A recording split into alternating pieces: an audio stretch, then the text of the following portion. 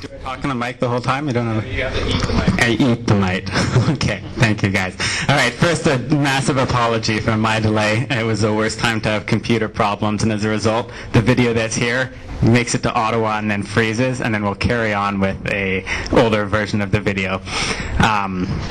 I'd like to start off by thanking you all for the massive turnout today. It's quite an impressive sight to see so many heads out here, and it's a fun opportunity for me to explain to a real live audience what I was up to last summer and why. And what was I up to last summer? I was riding an electric bike across Canada. Why would I do such a thing? I had 4 motivations for this. First and foremost was to meet up with other electric bike enthusiasts. Now, the electric bike movements gained an enormous amount of ground over the last 4 or 5 years, but most of that's been happening through an online internet-based community. And within all these individual towns, Vancouver is one of the few places that has a dense enough population of e-bike riders that they can get together and meet up. But there's a very lively community on the internet, and there's people scattered throughout cities from coast to coast all across different countries, and this would be a chance to meet these people face to face.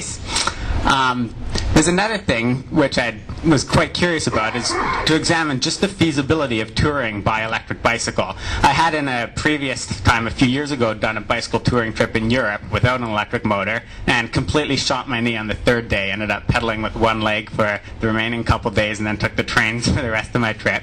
And the electric motor seemed one way that would have alleviated that overstrain on my joints. And for many, many other people for whom touring on a conventional bike wouldn't be an option, the electric could be one way to improve that. But there's a whole layer of logistics that having a battery to keep charged up complicates the trip, and I wanted to check the feasibility for that. The third reason was to actually field test some parts. And so I've been an experimenter, hobbyist, and now a business person, apparently, in the world of electric bicycles. And there's been a lot of components for electric bikes that have not been reliable traditionally. And most people wouldn't dare go. Some people are even nervous of going 10, 20 kilometers from home on their e-bike because of their propensity to break down or fall apart at the least convenient time and leave you struggling pedaling a very heavy device the rest of the way home. And for those of you who were here last summer, I gave a talk to Viva in June about a regenerative braking motor controller and about a series of bicycle lights that we had been working on and were hoping to manufacture in Vancouver and sell. And this was a chance to put those through the most demanding situation I could think of, and one where I was really counting on them to perform 100%. And there is one last and final purpose of this voyage, and that was to demonstrate to the world how supremely energy efficient the electric bicycle is as a mode of transportation. And on that last point, I set out with one publicly disclosed objective. I wanted to get myself from Vancouver to Halifax with less than $10 of electrical energy. Okay? Part of the instrumentation that I had on this bike is a display meter that kept track of how many watt hours I've used on the trip, and so at every point I recharged I was able to record what I'd taken out of the grid, and knowing the local residential rates at that point I could then compute the total cost. And here we start. So this was my first prototype setup. I grew up in Souk on Vancouver Island, so I went home one weekend. The bicycle itself had a sort of 500 watt hub motor on the front. I had a series of batteries in the middle of the frame. My homemade motor controller's down there. Is it possible to dim the lights a little bit in the room? I think we can turn them off. Turn them off completely? Oh, ta-da. Right. Yeah, so there's the motor controller that I had given my previous talk here about is mounted under the bicycle there. And what I had done, I was planning to do this trip on a recumbent bicycle because of the comfort you get with your seat, your buttonless seat, rather than on a saddle. And the only problem was that the recumbent bike that I had planned to use on this trip didn't have the cargo storage to bring all the gear I'd need for traveling independently on a 7,000 kilometer journey. What I did have was an extra cycle bike. The extra motorcycle is an attachment for a mountain bike that adds a huge element of cargo hauling capacity to it. And I took the seat from the recumbent bike, sat it on the back of my extra cycle bike, and now the comfort and posture of a recumbent, but I had the cargo that I needed. Only problem sitting back there is I couldn't reach the front handlebars. I also had no use for the seat that was right between my legs. So I took the seat out, stuck in a second set of handlebars, linked them up with a rod, and was thus able to carry on and steer as appropriate. This was all jerry-rigged. I was planning to do something more sophisticated, but when the prototype works, you tend to stick with it. So here I was. This was in... Yeah, so here's a few more details of that motor controller I was talking about. I was trying to make something that was very compact. So the peak power is 1.5 kilowatts if you run it at its full voltage, but the whole thing would fit in the palm of your hand. And part of what I wanted to do to make it robust was completely encapsulate the whole circuit in epoxy. So here you see it before I poured the epoxy in, but you can still see the circuit board. After I removed it from that, there's no way water could damage that circuit. On the other hand, there's no way I could repair that circuit if it failed. A little bit more details. The battery packs, I had 3 different batteries on this bike setup. Here you see one of the lithium polymer batteries. This was made entirely from scratch with bare cells. These are 6 amp hour cells, run 2 in series for 12 amp hours, 2 in parallel for 12, and then 10 in series for 36 volts. I built 2 battery packs like this. In addition, I had a nickel cadmium battery pack, and I had a lithium iron phosphate battery. So 4 batteries in total. Usually an electric bike battery would have a range of about 30 to 40 kilometers. So this way I'd have a range of 140 kilometers. In addition to the batteries, I also tried making my own battery chargers. So one key element of touring by electric bike is you have to recharge. Normally you would charge up overnight and as a regular owner of an e-bike, but here I want to be riding all day, so I wanted to be able to charge up the batteries without having to wait overnight every single time. So this is a circuit concocted out of various parts of my electronics bin. It had a high-powered 200-watt DC to DC converter on it, some additional circuitry I made to allow me to dial in and adjust the current that I want. I made 2 of these. I tested them for a couple minutes and they were fun. What I didn't realize is that after 10 minutes they would completely overheat and shut down. And in theory this would have been a 5 amp charger, and with 2 of them I would charge the batteries at 10 amps, which was a substantial charging current.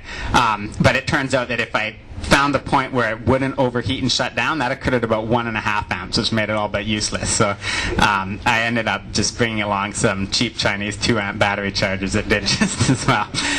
This is another part that I introduced last summer, and these are some bike lights that we'd been making where the entire circuitry is potted in epoxy, so there's no way water can corrode or damage it. And these bike lights run off the main battery pack voltage. They run off a 36 volt to 24 volt, 72 volt battery. There's a circuit that steps the voltage down to what's required for the LEDs. And so that provided a very intense rear illumination so I'd be seen. And then on the front of the bicycle, I had a similar thing. There's 12 LEDs in the front there. There's also a commercial 10-watt bulb on the handlebar as well. So my mom was concerned that I'd be seen and could see, and I came home and showed her. Here I am biking from Souk to Victoria on a little bit of a trial run. I have a habit of starting the days off late at night. This was no exception. Next day in Victoria, what I was doing here, so I wanted to do a trial run of my electric bike on Vancouver Island before I set off across the country. In case something could break down, I'd have a chance to go through Vancouver and fix it. And I knew that trek would involve going up the Malahat Mountain, which is a little bit of a climb. It doesn't quite compare to the Rocky Mountains, but here I am biking on my way up the Malahat. Everything seems fine, and right at the summit, my bike goes, and that's the sure sign that you've burnt out a MOSFET in the motor controller. So I was fairly disheartened, because up to that point it was kicking along. I could feel the controller was getting warm, but I could see the sign indicating the summit, and I was just about to wipe my brow with the big phew, and then it chugged out. But I made 2 motor controllers. So I had a backup motor controller. I thought, okay, that's no problem. I plugged in the backup motor controller. The moment I hit the throttle, it was fried as well. And this is me standing going, huh. So my primary and my backup controller have both failed. It turned out that the heat but as I was going up that climb, that overheated the motor to the point that the windings, the insulation of some of the windings burned off and caused a short circuit between the windings and some of the sensors that go into the motor controller, and that damaged the circuitry. My circuit was encapsulated in epoxy. I had no way to verify this was the case or repair it. So fortunately, I'm at the top of the Malahat, which means I get to coast all the way down to Duncan just about. And but yeah, it wasn't the most auspicious beginning at this point. I sought some relief with fresh fruit and spent the night camped in a farm. But the next day, I get out to go to the Duncan Library, and what do I see? A nice converted electric recumbent bicycle. I met the owner. He was a local music teacher there and was all over electrics. He had got his kid on the internet. While meandering about Duncan, I see a massive pile of bicycles against an organic food store. I think this can't be normal. And running out the window was some very familiar faces. And this is a Vancouver-based bicycle entertainment troupe called the BC Klets, and they were in Duncan for the Duncan Folk Festival, which happened to be that very night. So I got a free ticket into the Duncan Folk Fest, had a great night overall. And then the very next day, I received a package from my support crew back in Vancouver, and this was yet another backup motor controller. So with this, I was able to carry on from Duncan, make my way to Nanaimo, where I was visiting my very first encounter with another electric bike enthusiast. And this guy, some of you might know, he originally comes from Ottawa, Ishikawa, and he's been at a few of our Viva events. This bike here is a side-by-side tandem bicycle. His shop was full of garbage, bicycle garbage, and the stuff that excites people like me and him. And he ended up being quite a curious individual with lots of interesting project ideas. This was one of the most interesting. We had actually sold him a motor 3 years ago, and I never knew what it was for. It turned out that he was building a bike where a recumbent bike based on a kid's bike being ridden backwards, and this is the front of the bike, and you steer, when you turn your handlebars, the cable links it up and steers the rear wheel. Just about impossible. There's some humorous footage of me stumbling my way up the streets of Nanaimo trying to ride that thing. And so, anyways, I got myself back to Vancouver. I had about a week to repair the parts that had broken, rethink my plan a little bit. I made 2 more motor controllers. In this case, I didn't pot them in epoxy. I sealed them in a nice little box. I also built additional cargo for the bicycle, so that's the aluminum thing at the back. Before that, I wanted something that was generally waterproof, not knowing what I might expect weather-wise. And it was a busy week. I also changed the motor over to a much larger motor on the front, so that I wouldn't have this overheating risk as I had happened before. And then we go on the late night of July 31st. There's a bit more humor here. So I made 2 more motor controllers. I wanted to have a backup. I brought the bike, I finished assembling it at midnight, brought it to our store, and Zev, my partner there, was like, awesome. He hit the throttle, and that motor controller fried that instant too. I scratched my head trying to figure out why and just prayed that wouldn't happen to my backup controller. So now I leave with only 1 motor controller, and it's 2:50 in the morning. The first person I was planning to visit is Bernard Spanholtz, and he lives in White Rock. And I arrived at his place at 5 a.m., slept on the porch couch, and had breakfast the next day. And Bernard has gone through probably half a dozen electric bikes over the last few years. He actually is a proud owner of one of these Velomobiles, which is manufactured not in Vancouver but nearby, and has an extra cycle as well, and has been a big champion of electric bike riding.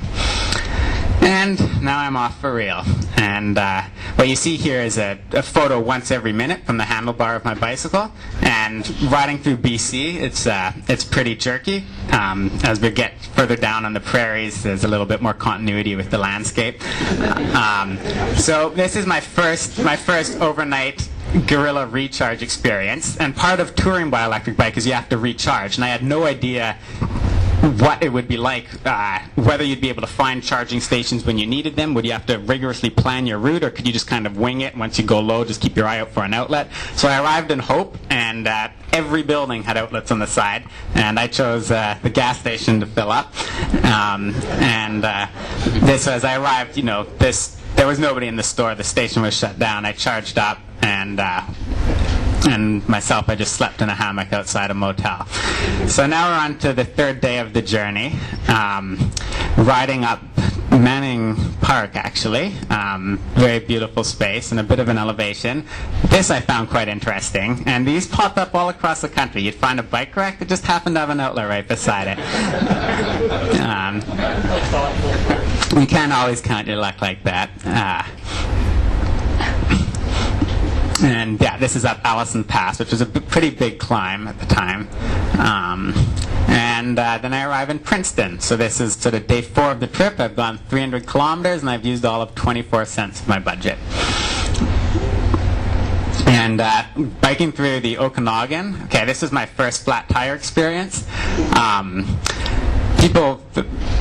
Bicycle flats is like the bane of most cyclists' existence, but they make some very rigorous tires, or rugged puncture-resistant tires, and I happened to have one. It turned out that the flat had nothing puncturing the tire. It was that I didn't place my rim tape very centered when I installed the tube, and then the sharp inside edge of the rim had caused the tube to go flat. Not a big hassle, except that I didn't have a patch kit. I had with me one spare inner tube, which is now on that. If I was to get another flat at this point, I would have been hooped. First thing I did once I got to a serious town was buy peaches. Next thing I did was buy some cherries. This was one of the delights of riding through the Okanagan in the summer, is just an endless supply of fresh fruit. Once I get to Penticton, I meet a fellow Marty. And Marty's been somebody who had been corresponding with on the internet for a couple years. And he had been in a vehicle accident about 5 years previously. Couldn't drive initially for some reason, but could bicycle, and had gone through 3 or 4 different electric bikes as his way of getting around town, and just loves them. So he was always cruising around Penticton just for joyrides. He doesn't really have regular commutes he needs to do. And he showed me around the town. We didn't, and then led me, we rode together a little bit afterwards. And that very same day, I got another email just out of the blue from somebody called Barry, and he's a retired machinist, and you can tell from the meticulous organization of his tool shop. His wife had a DVD collection that was alphabetized, labeled, and they made a great organized couple. It was quite neat to see. So this is one of his electric bikes. It's a semi-recumbent bike with a direct drive hub motor on it. He has 2 of our triangular batteries on, and his wife doesn't touch the things, but he just finds them a delight. So I topped up my batteries while I was there. They gave me some snacks, and off I went to Vernon. And skipping right through Kelowna. When I got to Vernon, I stopped at the info center just because that seems like a public building that would have an outlet on it. And just as I stopped there, a hitchhiker got out, and she was hitchhiking back from the Pemberton Music Festival. And so I spent some time having breakfast, and then I run into her a bit later, and carry on the little journey. So all along I was expecting I'd be running into tons of people biking across Canada, right? Haven't you all heard of friends who've biked across Canada, or relatives, or know somebody who knows somebody? Up to this point, I hadn't seen a single other person touring by bicycle. And so I was super delighted when I see somebody clearly on a long trip. And this fellow, let's see if I can pause right at, I missed his face, but flew over from Holland. He'd biked around the States for an entire year and was now riding his way up through Canada to Jasper. And he had a whole host of interesting stories and photos that we shared. And he had run into one person, an English fellow, who was touring across the United States on a penny farthing in a tall hat.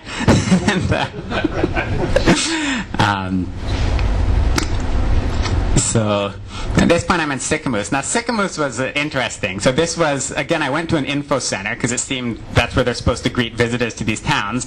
And in this case, the only outlet on the outside of the building was really around at the back and sort of looked like a bit of a private area. So I went indoors and asked, could I just plug my bike into your outlet? And the lady at the desk was like, I don't know about that. I'll go ask my boss. She runs back, comes back a few minutes later and says, yeah, but it'll cost you $1. So I tried to argue that my battery only uses 6 cents, but I didn't get anywhere. And anyways, with my $10 energy budget, that's a bit unaffordable. So anyways, from Sicamous, one thing that I found really nice about riding along the Trans-Canada was how often you're riding parallel to the train tracks and the railroads, and you see the trains, you can hear the trains, and it's just a reminder of the transportation backbone on which this country was built. And at one point I just needed a little break. I saw a side road spun down, and then that was the exact location where they had driven the last spike in the railroad. And we all remember this next photograph from sort of our grade school textbooks when we learn about Canadian history. And on we go. So Revelstoke is basically starting up, finally going through the Rocky Mountains, which is going to be the most strenuous part of the trip as far as my electric bike components were concerned. As fun as riding through all these tunnels. I didn't get what they were for at first because I wasn't going under a mountain, and it's only after stopping at the summit where there's a little info section do you learn that, I'm biking in the summer, but come winter time, this is the most notorious avalanche territory, and these tunnels are so the avalanches swoop right over the roads and the cars can keep on driving. In the building of the railroad, that was the biggest challenge to the moving the railroad out west was maintaining the tracks clear during the winter. I just went for a little stroll through the woods at one point, and you take out this walk that they say is the original path of the first transcontinental railroad, but it didn't quite feel right. So I bushwhacked a little bit, and then not maybe 30, 40 feet into the woods do you come across the actual pathway where the first tracks were laid across the country. And this is another example of fortunate recharging sites. Illuminated signs, not more often than not, but with surprising frequency, just have a 120 volt outlet at the bottom. I'm not sure of the origin of that. It could be the people installing the signs need to plug their tools in or something, but it ended up being convenient in a few cases where I didn't see any on any buildings, and here is one example of that. This was another thing, is this is a very, one of the peaks of the Rocky Mountains. If there wasn't a place to recharge here, I would have been stuck. So by the time I get to this top, I'd used up about 90% of my battery capacity, and I was just crossing my fingers because on the map there's no sign saying here's the tourist info center at the top of the Rocky Mountains, but there was, and there was a sign with an outlet on it. Unfortunately, I made a bit of a mistake here. I charged up my battery at the very top of at the top of the mountain. One of the features of the motor controller that I wanted to test out was the regenerative braking aspect of it. So going down, I was really keen to just see how many regen amps I could get. And so I'm coasting down the mountainside, seeing negative 15 amps, negative 20 amps. And then I look at my voltage, and my battery, which is normally a 36 volt battery, is at 36 volts. I have my accumulated amp hours was at negative 1 point some odd amp hours. So I'd overcharged all of my batteries, kind of recklessly trying to maximize the energy back into them. So I had to back off. But it was impressive the amount of energy that was recaptured going down these hills.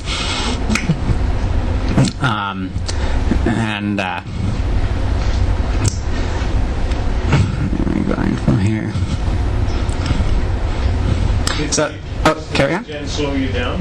Yes, it does. But going down a hill that steep, it would, if I didn't have regen, I might be coasting at 60, and with it, I'm coasting at 50. So I was still flying fast. And it couldn't get me, even with maximum regen, it wouldn't get me to a stop because I limited how much regen current just in interest of protecting the batteries. I did go for some strolls on the side of the woods here at a bit of a close call. I I missed back there, but there's one thing that started showing up once I got into the Rocky Mountains is all the parking lots had these posts on them, and at the front of a post was an outlet. And I assumed that, oh, well, this must be because it's a little touristy place for the RVs to come and stay plugged in. And being fairly naive and having grown up here, I didn't realize that all the cars in those parts of Canada that are cold need to be plugged in the winter. And so there's engine block heaters from this point all the way to northern Ontario. You could pretty much count on stopping at a parking lot, finding a post at a whole bunch of the stalls with power, and in more than half the cases, even in the summer, there was still 120 volts available from those outlets. And you feel quite right to use them, given that they're giving them to cars for free who are consuming, I don't know, 600 or 1,000 watts for their little heater just to keep the engine warm, and I'm actually making use of it to move around. So here we cross the border into Alberta. This was one of the fun things about having an odd-looking bicycle like this, is that it attracts attention. And in this case, the night before, I mentioned earlier that my only sleeping arrangement I brought was a hammock, and I made the mistake of bringing my laptop in to do some work, falling asleep and crushing on my hammock, crushing my laptop, I should say. So I was sitting in the corner trying to repair it, see it was broken, and an ever-increasing crowd of people started gathering around this bicycle. The first thing they would say is, "Oh, is that a tandem bike? Where's the second seat?" And then a few would catch on and say, "Wow, this," they'd see all the wires, recognize something electric's happening, and then at one point they all looked over at me at the same time. I took a photo and told them the story. And this happened every time I stopped anywhere where there was sort of public traffic. And it was a great opportunity to educate people about electric bikes, because in many parts of Canada they're not as well known as they are here in Vancouver. So yeah, by the time I get to Lake Louise, I've gone just under 1,000 kilometers, used only 86 cents of electricity. I'm so on target to do this trip for under $10. Yeah, I was hoping all along to see some wildlife, but it wasn't long that I saw the first bear. As I'm biking along a little bit further, I see standing on the side of the road, a fairly small pup bear that's on its hind legs. It's following me like this as I pass it. I thought, that's too crazy. So I scramble around and bike back, and it follows me as I bike back. And the one downside of this arrangement, I have a camera mounted on my handlebar. My camera could be programmed to take a photo once every minute, but if I wanted to just take a quick snapshot, I had to go in the setup menu, cancel the automatic fiddling, and finally I get over there, and all I see is his rear end as he runs into the woods. So if anyone else is to repeat this, I recommend a second camera, I will say. So yeah, this is beautiful territory, of course. I'm in Alberta, and as I start heading down, it starts getting windy, incredibly windy.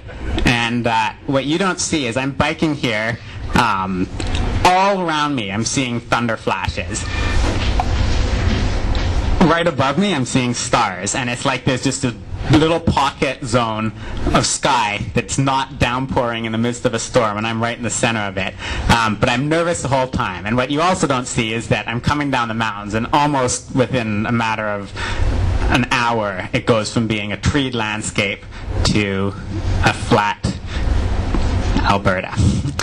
So yeah, I got nervous about the thunderstorms. I was planning to make it to Calgary this night, but I wasn't sure I'd make it without getting drenched. As soon as I saw an overpass, I thought, shelter, here we go. The hammock that I got, it's made by a company in Salt Spring Island, and it's really well engineered. And I was actually able to stretch my hammock between massive concrete boulders under the overpass. And carry on. So Calgary, well, and this is something that we'll start seeing more of in Vancouver, Olympic legacies.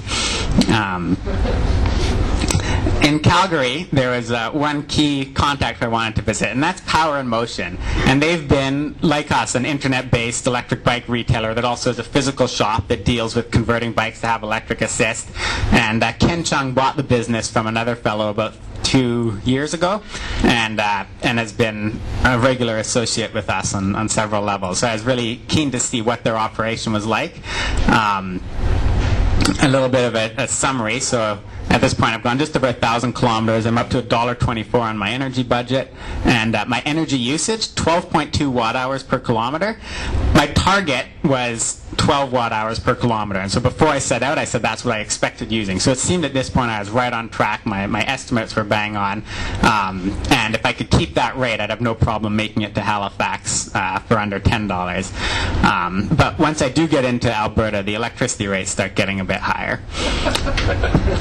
So with Ken, I was really impressed with Calgary having quite a nice network of bicycle paths. Unfortunately, electric bikes are not allowed on those bike paths, and it's a similar situation that Victoria had originally with the Galloping Goose, and Ottawa also has a wonderful pathway that electric bikes are forbidden on. So this is something that will have to be addressed at some point. I spent a couple days helping out the staff at the Power and Motion store on teaching them how to repair and service broken hub motors. They had a huge wall of warranty failed parts that they just didn't know what to do with, so we opened them up, we identified the problems, we repaired motors, repaired motor controllers. I also met up with another couple who are in Alberta who'd been following the story, and this is Jeff and Ellen Burrows, and they both have electric bikes. They're both, working professionals and use it as their favorite mode of transportation, and have nothing but great things. Ken was really fond of the city of Calgary. He's actually a native Calgarian, and loved showing me all the little interesting things. This full pipe is lethal. There saw some video footage of people trying to actually make it 360 around there, and most end up making it to there and then falling to there. And we had a bit of a bonfire with his family and enjoyed some fun social time.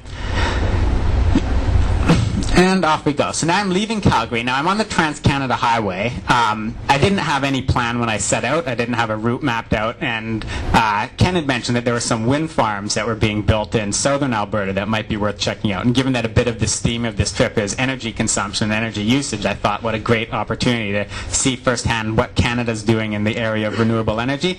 So as I'm moving here, I head south and try to make my way to Taber, Alberta.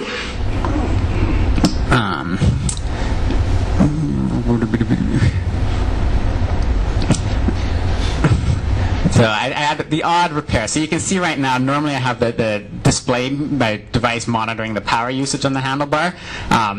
It turned out there was a little bit of an issue and my speed sensor wasn't picking up, and I was able to figure out what happened, and to fix it I needed a 10 kilo ohm resistor. So until then I took it off my handlebar. I was in Alberta when you see me come, so I'm at a store here. I'm going around asking if anyone knows where I could find a 10 kilo ohm resistor. I'm pretty much out of luck. But what I do realize is that I had those two battery chargers that I had built that were useless, that they'd overheat if I had more than 1.5 amps in them. So I took those apart, and of course I'd used some 10 kilo ohm resistors, and so I plugged my soldering iron in, fixed it, and now my display meter is working again. One beautiful thing of the countryside is just the juxtaposition of the cattle and the oil, and you'll see some areas here where the pumps are just pumping and there's cows grazing beside it. So those were some windmills, and I thought that, this is a wind farm, but it's actually just some private individuals installing a wind generator on their property. I went to ask, knock on their door and get some stories like how much energy they get out of it, what did it cost, but the lady who answered was not talkative, so I carried on. So anyway, I ride into Taber, Alberta, and the first thing I see once I get to Taber is a house with a giant bicycle on the roof. And I thought, that's pretty neat. I guess in that there's a crossover here. There's a ho-ho-ho with Christmas lights. And I thought it was this great giant house ornament, the way people decorate Santa Claus on their roof, and this guy might be a bit of a bicycle on that. So I went over, checked it out. There was nobody home. I could see, though, in the back of his property were just piles and piles of old rusted bicycles, bicycle parts. And I was initially planning to just skip through Taber. I could see the wind farms. They were so far off in the distance and so far south that it was not going to be a trip that I felt would be worth my while. But this I wanted to see. So I stayed the night in Taber, came back the next morning. I got there just as this fellow steps out of the car with his wife. He just returned from his 50th anniversary from a cross-Canada road trip. He's originally from Moncton, and much to my surprise, this bicycle is not an ornament on his roof. This is the world record largest ridden bike that he built with his family in 1984 and rode around doing one of the Taber a tabor, like a summer parade, basically. And so you can actually see, if you look carefully, there's a little seat there, there's a crank there, your hands can reach the handlebar up there, there's a giant chain that makes it all the way back to the chain ring at the back. He had built this so the diameter of these wheels must be something like 12 feet or so in diameter, and had made the entire thing from hand. It's garden hose is the actual tire around that, and the spokes are quarter-inch metal rods threaded at the end. And he was saying that when he built his first set of wheels, he'd built them at night in the garage, so he'd basically taken up his whole garage, making this giant circular form, and then when he took it outdoors in the heat of the day, the expansion of the metal was a structure this big, caused the wheel to buckle, and so he had to cut them all apart and redo it in the heat of the day in order to make it stay true. It sounded like a very interesting fellow. So him and his family called themselves the Tabor Wild Riders, and he called himself the Bicycle Man. I'm Richard Pietri, the Bicycle Man. Inside this trailer shed was an assortment of very unique, innovative bicycle creations, ones with a giant hoop in it. This is a cargo carrying tricycle. He had I'll just pause it. There you go. In the fields out back, a lot of these were projects that at one time were just fascinating and then had rusted beyond recognition at this point. This one I really love. So this is a lean steering tricycle. These have come in vogue a little bit in the past few years. There's been some articles in Make magazine or in Instructables about how to make a trike where there's no steering wheel. You just tilt your whole seat, and the axis at which this pivot causes the front wheel to steer left or right. You see these now. He had built this thing in the 80s or possibly in the late 70s. This here is a tall bike that's made up of 16 wheels, I believe, all rolling against each other. You sit up in the middle and you're just surrounded by an arch of bike tires. I'm not sure if you could roll it over. It would be a fun sight if you could. He also had dozens of penny farthings, all of which he had made himself over the years. When I went indoors, he started telling me a bit about his own background, and he was a railroad engineer. He worked for CP Rail pretty much all of his life, and as a kid, he had no education, but he was put up to the challenge of racing bikes when he was young, mostly as a way of escaping the bullies at his school. And so he says that his first bicycle, he wanted a bike that was faster than anyone else. So he went in his dad's workshop and cut out his own 72-tooth front chainring. So for those of you who are familiar with bikes, the chainring on a normal bike is about that big on the front, and the biggest you can get is 50-tooth. He went to 72 tooth so that he'd have the tallest gearing possible and could then outrun anyone on his bicycle. And that got him started in this hand building of bikes. And since then, he works in the day, and by evening he goes in his garage and builds bicycle creations. So this here is a tall bike that he had made at some point, a multi-person. Looks like 3 people actually all ride it. This one I just love. So that's one of his daughters, and he built a bike out of nothing but hockey sticks, save for the wheels, which are metal. This was neat to see. This was actually, so at the time I was seeing, he was quite old and had diabetes and other things, but not, in his day, he was a bike raider and led the Tabor cycle team to be sort of provincial champions on a regular basis. Anyways, that was a really delightful experience, and off I go. So now I'm heading east. Now, as I went down south, the wind was at my back. It was wonderful. I was maintaining really good energy efficiency. I'm now heading east again, and you'll notice as I'm biking that the landscape is slanted all the time. That's not because my camera's crooked. It's because it's so friggin' windy that I have to lean that far over just to stop from blowing over. And it carries on like this for a while, and I'm not the only thing struggling with the wind.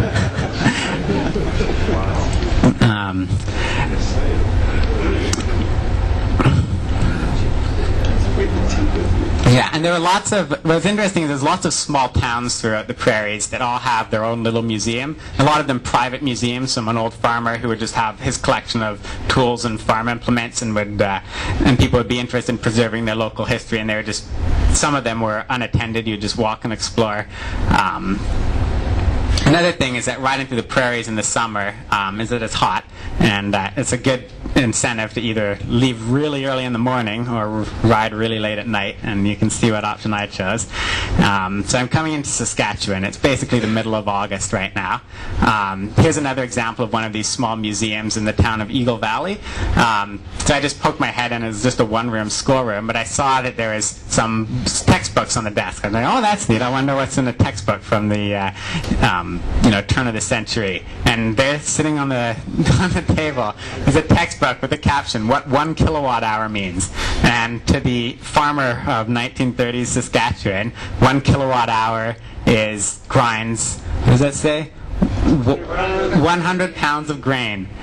Cools 1 gallon of milk for 1 day. And cuts 1/2 cord of wood. And so I just felt like adding to this list, propels bicycle 120 kilometers.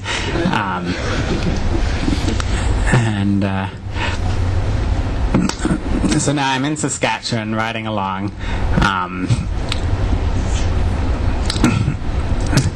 And just to update, at this point I've used exactly $2 of electricity. My average speed to this point has been over 35 kilometers an hour. For the most part, I've been pretty the wind's been at my back, or it's been coming from the side. My energy efficiency at this point was still what I had sort of predicted, on the order of 12 watt hours per kilometer.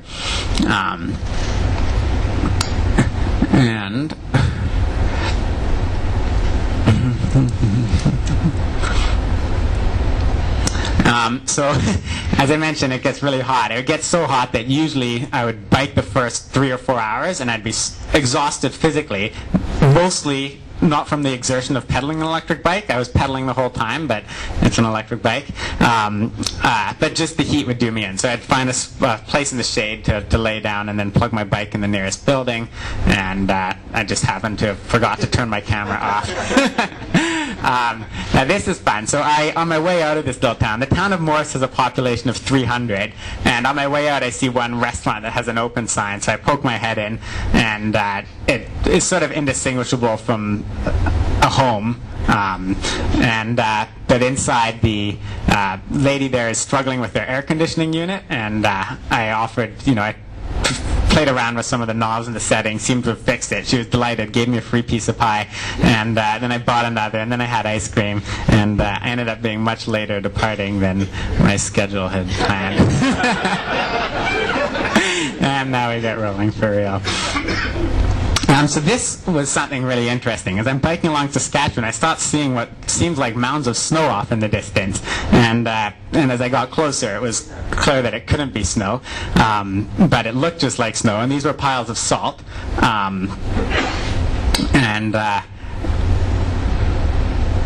Let's go along. So the next day, as I'm biking, okay. So this is interesting. These lights here, you'll see. Random flashes. Those are actually police flashlights. I had stopped at a really small town and found this building, it's sort of an industrial building just in the edge of the town where I plugged in, and then I wanted to find a place to grab a bite to eat. So I plugged my bike in. I start jogging up the town to find if there's any convenience store or restaurant, and there's 3 girls that are walking. So I go, oh, hey, do you guys know if there's a place here for food? And they say, oh, yeah, just go up that way a little bit. So I run back to the bike, grab my wallet, and then run over to this restaurant. And they see this strange person come running after them, so they scatter off. I didn't think anything of it, but I go to the restaurant that's there, and they had just closed. So I sit down, I have my laptop open, I'm doing some work for a while, and then I walk back to my bicycle, and the moment I approach my bike, suddenly, bam, bam, 2 headlights come on, the police cars are right there, and apparently it caused quite the stir in the town by being some strange foreigner coming in and scaring the girls. So they just wanted to make sure everything was cool, that I wasn't up to no good, and sure enough, they kind of chuckled at the incident, and off I went. That was not my first encounter with police. So as I'm biking along, I do notice way off in the distance, I just see a white line on the horizon, and it's to the left of the road. So when I see a road called Callium Road, Callium is Latin for potassium, and I knew that these are potash salt mines, so I thought, this might be interesting. So I hang over there a little bit, and there's these giant fertilizer plants, and so earlier there I was chatting with the security guard and then some of the engineers at the plant, getting the story of what what they manufacture, like what the role the fertilizer manufacturing plays in Saskatchewan's economy, and it's massive. This is nothing to do with the potassium salts. This is actually a nitrogen fixation plant that makes ammonia. But while I was there, there's this really strong odor of rotting bread, of yeast in the air. And I asked what on earth that was, and they said, "Oh, you see those golden piles off in the corner? Well, those are bushels of wheat that this plant had ordered a year ago, and they were planning to turn it into biofuel, have an ethanol plant. They didn't have their act together, and these huge piles of wheat just started to rot. And so this year they ordered another 1,000,000 bushels of wheat, and so that was interesting. But before I went to explore that, I wanted to check out these giant white lines that I could see on the horizon. And these are the tailings of the potash mine. What they do is that the potassium salts are deep underground. They pump water, saturate it, bring it to the surface, and then let the water evaporate and crystallize out the potassium salt. But there's also regular sodium salt in the mix. They separate the sodium salt and just pile it up here. This is 5 stories high. And from tip to tip, it's 14 kilometers long, and it's like a man-made iceberg sitting in the middle of the, blistering hot prairie, and beautiful looking. And this moat that surrounds it would be like the dead. I would have loved to just go for a quick plunge and see how high I would float. You might even be able to walk across it. It'd be so saturated. But I did have to cross an authorized personnel-only fence to get here, so I didn't want to push my luck too much. Anyway, so then I decided to bike over to those giant mounds of wheat that we were looking at, and there were all these buildings. You could see there was operation going on. I knocked on all the doors, went to all the different cubicles. There's nobody. Nobody came and asked me what it was. So I wanted to hear a little bit about the story of this biofuel plant and why it didn't quite succeed, and just get their vantage point. But the other people thought they were caught up in the biofuel craze of 2006. A lot of money, and government money as well, went into building this plant. Then food prices skyrocketed. People were short of grain for our breads went up 50%, 100%, and meanwhile these huge piles are rotting in Saskatchewan because the company that bought them up to make biofuel didn't have their plant in operation. So anyways, from this point on, I'm getting close to Regina, and I have an accurate, I have the monitor, so I know exactly how much of my battery I've used, and I know how far Regina is from me, and my battery goes flat. And it goes flat exactly 8 amp hours before it was supposed to go flat. I was a bit suspicious. I thought, maybe my charger's cut out early the night before. So I stopped at a little truck stop. I'm charging up the battery right here. Do make my way into Regina, and then I investigate. I mentioned that I had 2 lithium battery packs, a lithium iron phosphate battery, and this was the nickel cadmium battery. And I had separate chargers for each of them, but when I was using the batteries for discharging, I had them all plugged in together, so it would all discharge simultaneously. And the night before, when I plugged them in, I hadn't disconnected the connection from all the batteries, linking them in parallel. So this nickel battery was connected to a lithium charger, and a lithium charger doesn't shut off the same way that a nickel-based charger does. And as a result, this charger got overheated, cooked itself, and destroyed itself. But because it was inside a really nicely built bag, I had no idea that it had done this until I actually opened up my bag to have a look.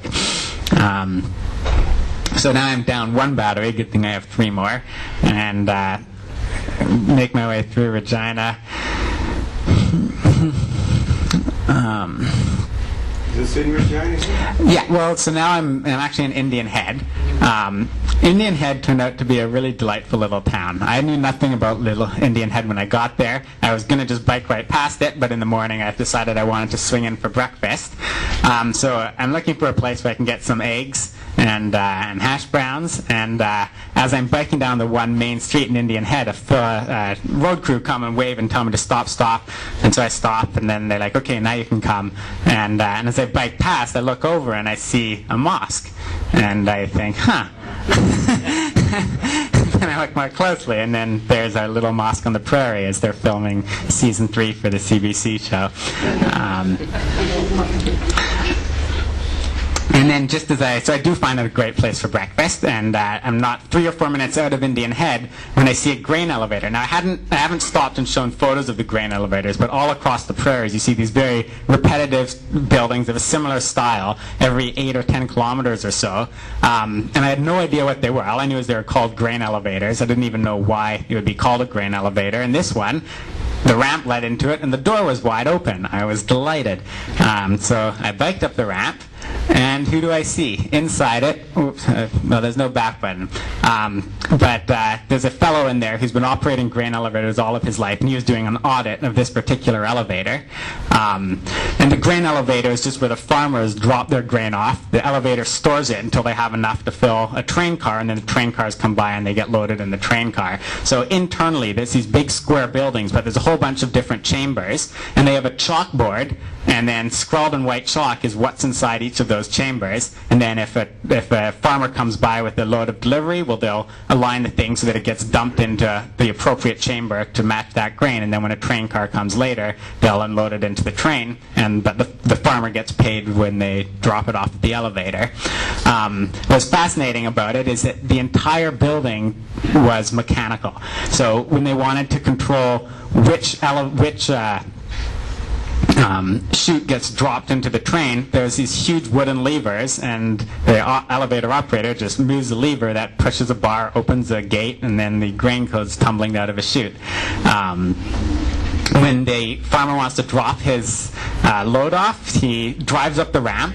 They weigh the truck with the grain in it using a double beam balance, then empty the grain, and then weigh the truck afterwards, slide in the scale, and record it by hand in a little log notebook. And yeah, so it's really interesting to see this technology from the 1930s and 40s still being used to this day, and not 500 meters down the way was a modern concrete and steel grain elevator where everything's electronic and automated, and they're still both in operation side by side. Here was a second encounter with a touring cyclist that I was quite fond of. This was his 5th time biking across the continent. I asked where is he coming from. He says Alaska, and that's kind of unusual for a start across Canada or a cross-continental trip. He says, oh yeah, I've done every other route, so now I'm going from the top corner down to the bottom corner. And he's a 65 or so year old restaurateur from Florida, and every summer he would take a couple months off and bike across the U.S. And in this case, he's doing his cross-U.S. trip from Alaska down to Florida. He had no cell phone, no electronics. He has all of his camping gear here. He told me he considers it a successful trip if he doesn't have to unpack his camping gear once. So he plans out from small town to small town, a motel at every single place, writes postcards home, and enjoys his solo time.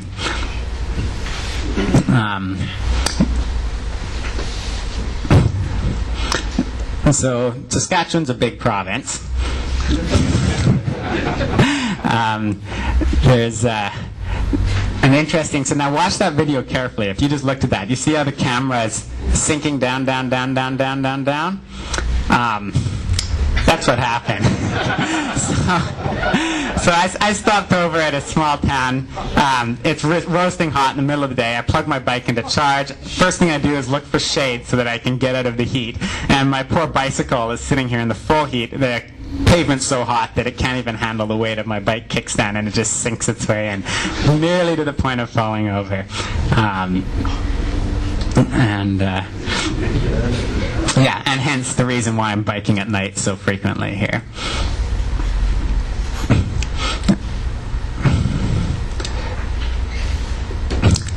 What you just missed there, and this is where the video footage that didn't make it to my computer has, but biking through the prairies was going to pose a bit of a challenge with the hammock as my sole sleeping camping gear. Fortunately, most small towns plant their own little grove of trees around them, which make for an ideal place. But just before there was no such trees, but there was a set of billboard signs, and I was able to string between the billboard signs right by the highway, and it made for a good night's rest. So I'm in Manitoba, and 10 minutes into Manitoba, a car honks, and it's my sister. Turns out she's driving across Canada about the same time on her way to Ottawa. So we had a quick chat. She brought me some apples, and I let her and her boyfriend test ride my bike before they carried off on their little Prius, and I, not quite as fast, followed them on my bike. Here's more examples of, as I was saying, these engine block heaters outlets that are on all these parking lots. And yeah, so anyone else planning a trip of this nature, if you just stick between the Rocky Mountains and Northern Ontario, you just don't have to worry.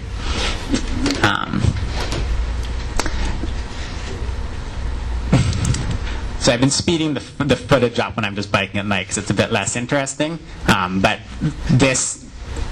what you see here is actually going twice as fast as the daytime images, and so basically half the time I was biking was at night.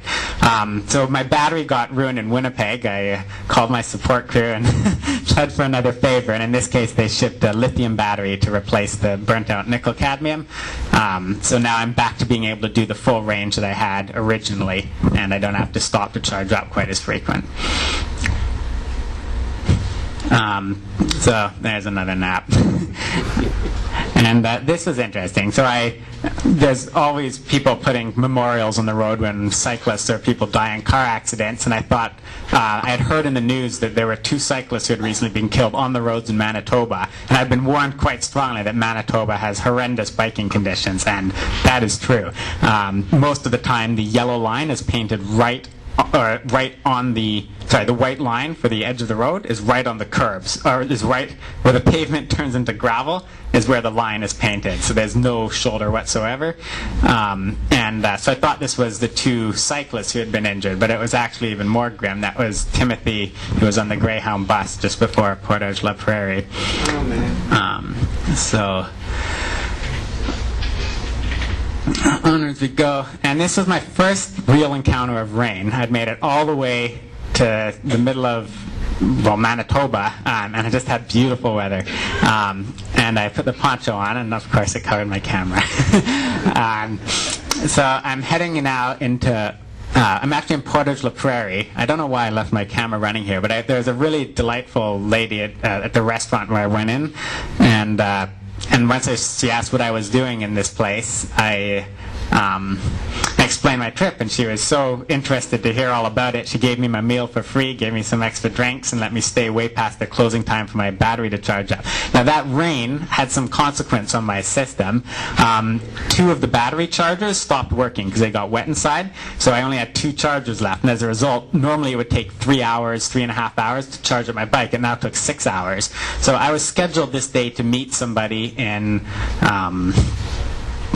Winnipeg, and we were planning to, I'd say, I'll be there in the evening around 10 o'clock. Of course, my batteries were only half charged by 10 o'clock, so I leave it around midnight to make it to Winnipeg, and then the rain gets nasty, and it's hard to describe what it's like biking through this, but I was completely unprepared for rain gear, which is, I had the poncho, and it's difficult because it's windy and the wind was blowing the rain at my face. It's really late at night. I'm freezing cold, and I'm just cursing. And there's no audio, but if there was, you guys would be amused.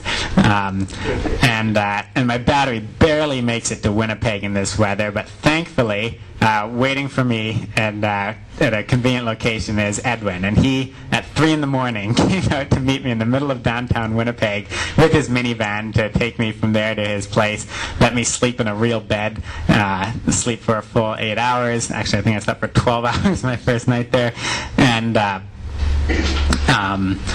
yeah, so he himself owns an electric bicycle that he got from Power in Motion, that store in Calgary I had talked about.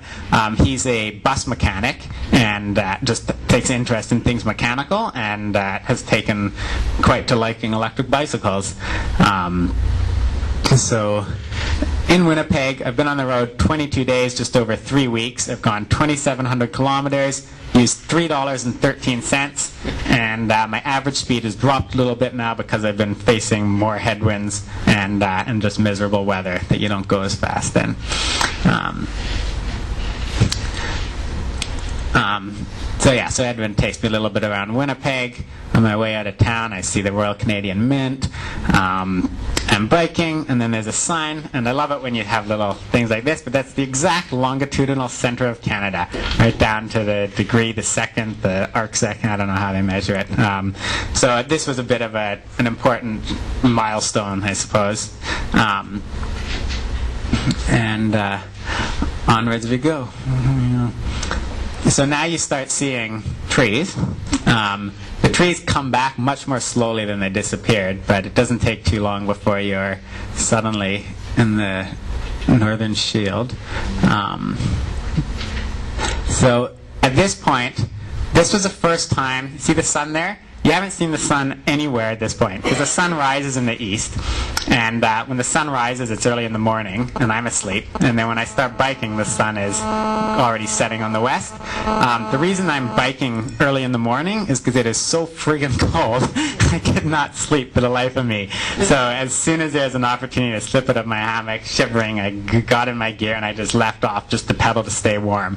And it didn't take long to go from it being just unbearably hot to now frost in the morning when I woke up. So the sun rises, I'm biking east, and the trees are coming back, the road's getting windy, and in not too long, we are in Ontario.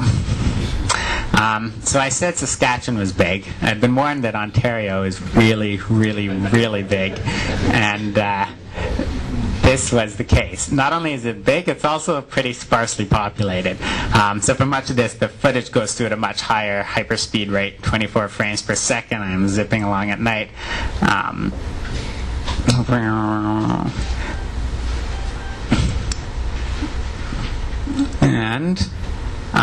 So yeah, Dryden. So in Dryden, after those like miserably cold nights in my hammock, I actually bought a winter sleeping bag rather than just the summer 10-degree sleeping bag. I also got some heavy-duty mitts. I got some emergency jacket in case it rained again, and was now preparing for a more autumn-like biking experience.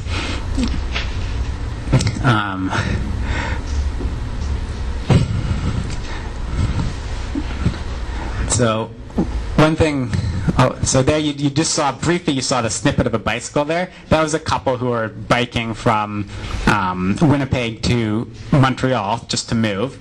And so we have a nice little chat. I passed them, obviously. This I like. So as I was biking across, when I left BC, I'd bike into the night, but every day the sun sets sooner and sooner and sooner. I think summer cannot be coming to an end this quick, and before long the sun's setting a full hour before it had when I left. And I was totally perplexed until I see a sign saying, welcome to you're now entering the central time zone, or mountain time zone.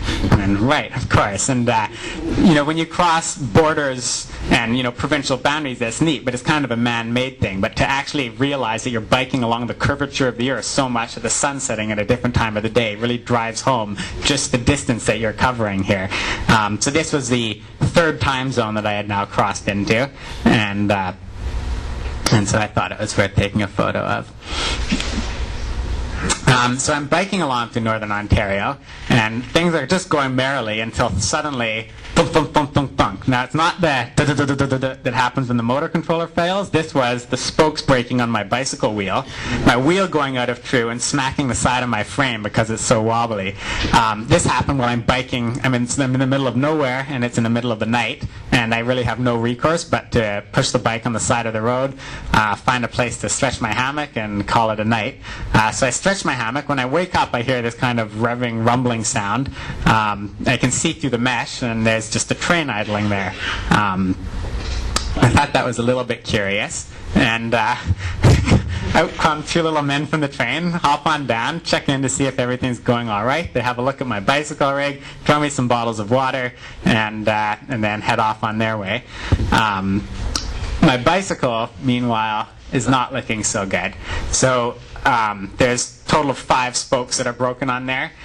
Fortunately, I had the internet experience was Tim Hortons, because I always want to go into Tim Hortons, but none of the Tim Hortons had an outlet, and they never had Wi-Fi. And I'd always be in there, I'd be eating, wishing I could have my laptop open, and finally, in Thunder Bay, I find a Tim Hortons. It's open 24 hours. It has an outlet, and there's Wi-Fi across the street that comes through perfectly. So I think I have it made. I'm finally willing to forgive this chain called Tim Hortons, and I'm working away. But the weather starts getting miserable, and it gets really rainy outside. And I was going to wait until the rain stopped before I go find a place to pitch my hammock.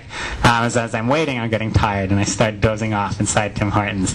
And the staff come and give me the very polite boot, and leave me in the middle of Thunder Bay in the downpouring rain with an expensive bicycle wheel, but no home.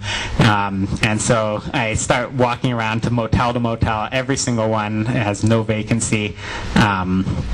And finally, I see a grocery store, and a grocery store parking lot. And in the grocery store parking lot are a bunch of shopping carts, nicely sheltered under a little tented shopping cart garage. So I run over there, covering my head, it's really pouring heavy, and stretch my hammock in the rafters of the shopping cart garage. Spend the night as a total homeless in Thunder Bay. I wake up in the morning with people underneath me putting their shopping carts in and out of the row. And when the course is clear, I slip out, pack my things, and I do pay a visit to the grocery store and buy myself breakfast there to thank them for the night. And then I hitchhike back into where my bicycle wheel was. At the time, I didn't know anyone in Thunder Bay. But while I was emailing the day I was in Thunder Bay, somebody said, "Oh, have you heard of Atomic Zombie?" And I said, "No." And they said, "Oh, well, they're right in Thunder Bay, and there's some really neat guys who are into custom-built bicycles." So I sent an email to Atomic Zombie, and they said, "Sure thing, come right on over." So I hitchhike back to where my bike is, I install the new rear wheel, I put the seat back where it's supposed to be, get all my gear back together. This whole process takes a fair amount of time, and yay, I'm on the road again with an expensive wheel. I'm not going to have to worry about any more spokes breaking. So I find my way, nice Atomic Zombie logo. I know I'm at the right spot. And who do I meet here? But Brad and Kathy. And they run a home-based business of selling designs and plans for custom-built bikes, chopper bikes, tricycles. And Brad, who engineers all these devices, has three tools, I should say. He builds every single bike project using scrapped free parts, and he uses only a hand drill, an angle grinder, and a stick welder to assemble them from. And documents these plans while he builds them, and then publishes books on different projects for do-it-yourself people, and maintains a fairly active blog site. So he gave me a copy of the book that he built. This is just one of many examples of things where it's built out of old tractor wheels, all free or scavenged tubing, and everything made with those three tools I mentioned. There's nothing fancy going on. Brad, interestingly, had in a previous decade built the world record tallest bicycle, and this is in the Guinness Book of World Record 2005 edition. It's the Skywalker. Brad keeps a very clean, tidy workshop, unlike Richard, and once he's done building one of these things, he cuts it up, reuses the tubing for the next project. So these bikes don't exist anymore, but the footage of them does. So to Thunder Bay, I'm at $3.72. I've gone more than halfway across Canada. I spent just about 100 hours on the seat of my bicycle, and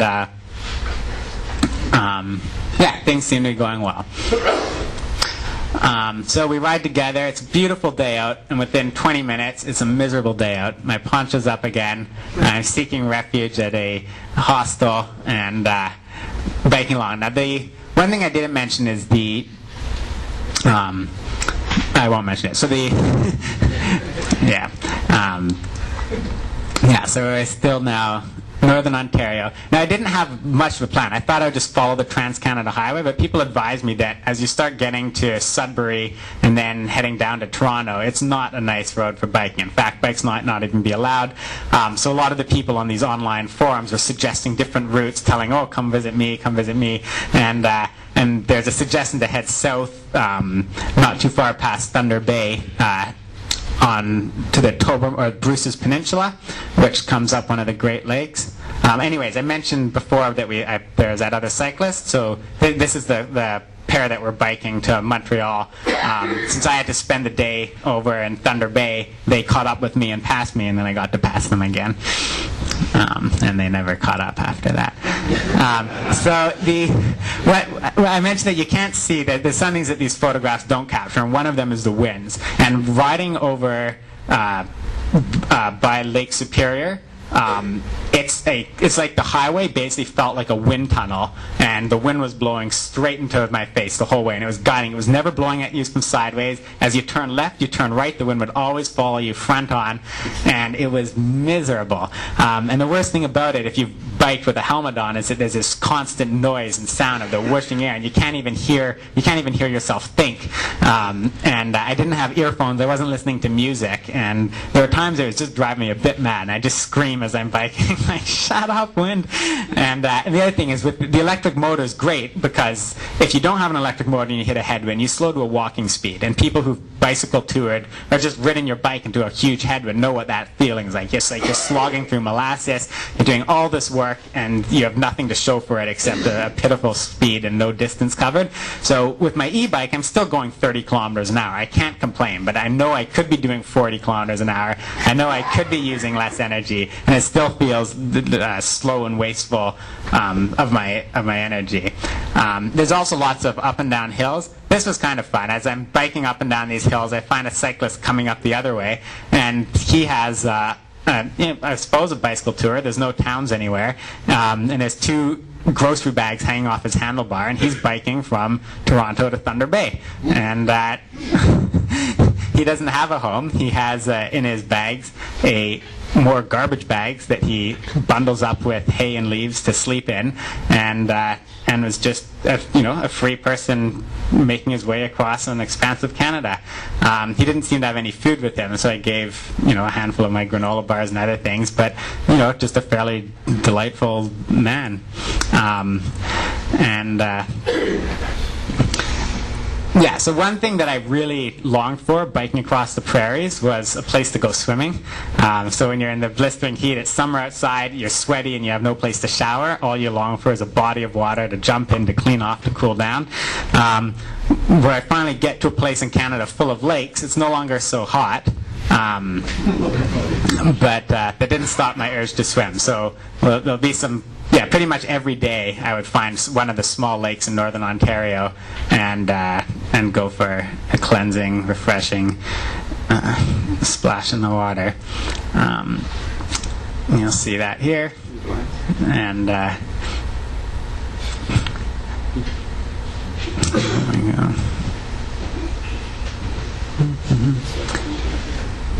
So, yeah. On my 3rd day with my new expensive wheel, I hear a clink as I'm biking, and I had a hunch, but I didn't want to check it to believe it, that was a spoke breaking. And about an hour later, I hear another clink, and I go, uh-oh. So I look down, and sure enough, I have 2 broken spokes on my brand new rear wheel on just the 3rd day of using it. And in this case, I'm hundreds of kilometers from any town that has a bike store. But before I heard that second clink, I saw a little sign saying White River Dump. So I turn around, backpedal. That book that I had gotten from Atomic Zombie on, chopper bike projects for the evil genius, in their introductory paragraph, they say, just go to all the scrap yards, you get all the bicycle parts you'll ever need, and it rung a bell that, right, that's what I should do. So I check out the yard, and sure enough, there's bicycle parts amongst refrigerators and cars, and so it took a bit of rummaging. Fortunately, my bike is standard 26-inch. And I actually find 2 wheels that I think would get me by. The previous photo there actually shows, I wonder if the arrow key works. No. So I strapped them to the side of my bike just in case. So I kept using my new rear wheel, because until it broke completely, I saw no point in wasting the time in changing it. I didn't get very far along at all before that wheel broke. So here I am, changing the tire over, using my salvaged rear wheel from the dump, and now I'm biking along.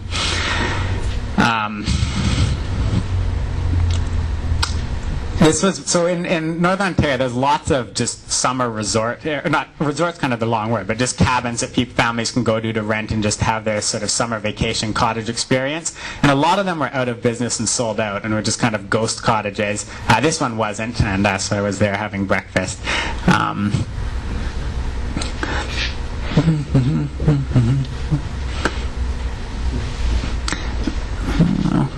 So this is getting fun. So I'm posting my whereabouts, and this is a screenshot of one of the online forum where I'm talking about this trip. And what's been neat is that there's people in other parts of the world who are sort of eagerly following this and are learning about Canada in the process. So I say, okay, well, next stop will be from Wawa. And then Noxie, who's a pretty active user from the United Kingdom, says, hey, make sure to get a picture of the Wawa goose. All right, we'll see what that's about.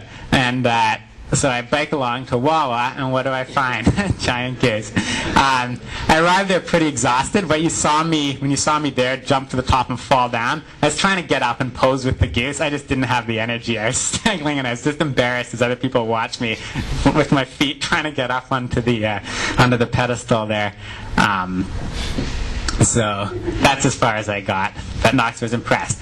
Another highlight at this point is I've used 53 kilowatt hours of electricity. And so I posted in Wawa the statistic for the trip up to that point. And then one of the fellows in Quebec says, oh, that's awesome. You made it all the way to Wawa on the same amount of energy that's in the Tesla Roadster. And so this is just an example of the efficiency of the electric bike. On a single charge for this electric car will move the bicycle 4,000 kilometers I've gone to this point. So that was a bit of an interesting feat. Here's just another example of a crowd of people who are more than curious about what's going on with my two-handlebar bicycle. And so Northern Ontario is long, so the camera speeds up.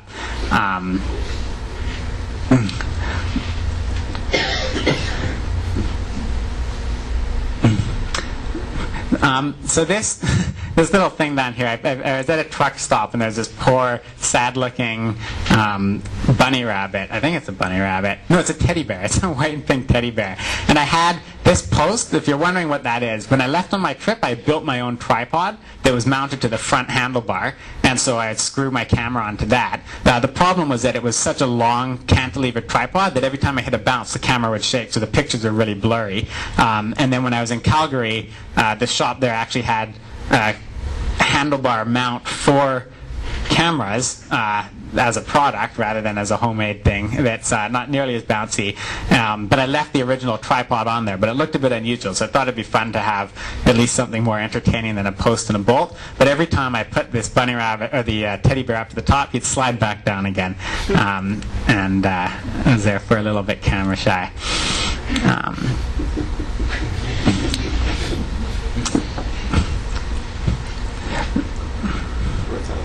So this was neat. So at this point I'm in Espanola, and this is where I can basically continue straight to go to Sudbury or hang a right to go to Bruce Peninsula and explore that portion of Ontario. And this guy on one of the forums, he had bought his electric bike from Canadian Tire. It's an iZip bike. Canadian Tire has been selling electric bikes for a couple of years now. It seems they'll take one model on, and then it'll be discontinued, and they'll clear it out, and then they'll try another electric bike, and then they'll clear it out. So a lot of people get these bikes at 50% off, as did he. And but he wasn't impressed with the performance. But Canadian Tire also started selling yard garden tools, battery powered, so hedge trimmers, chainsaws, weed whackers, and these battery powered garden tools run off an 18 volt 6 amp hour lithium battery. And so the electric bicycle champions see these things on shelves, immediately recognize their potential for an e-bike, and he has no real technical background. He actually, was a regular pickup truck driver till he got this e-bike, fell so in love with it he doesn't touch his pickup anymore. Went to Canadian Tire after getting the bike, bought 2 of these lithium batteries to run a 36 volt 8 amp hour pack. The lithium batteries from Canadian Tire fit exactly in the 24 volt lead acid battery box. Now he's zipping along at 50% faster. He has a full Canadian Tire warranty on his 2 battery packs because he doesn't have to open them up, and has been telling everyone on these forums about what a a great opportunity there is to use consumer warranted products for this e-bike retrofit. And so anyway, so we biked along together, but typical of Canadian Tire products, halfway up the hill his pedal falls off.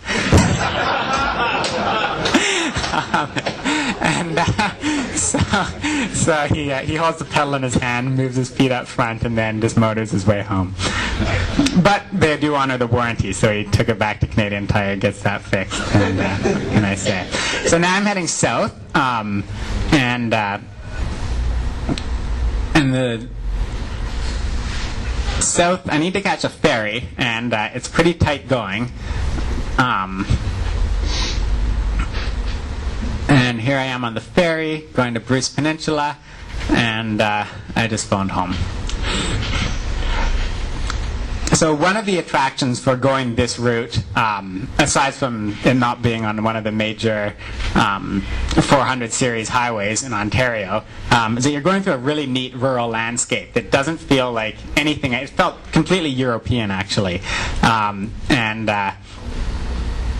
along the way, I knew that my aunt and uncle lived somewhere in Ontario, so I sent them an email, and they said, oh yeah, we're in Hanover. It was right on the way between where you are now and Toronto.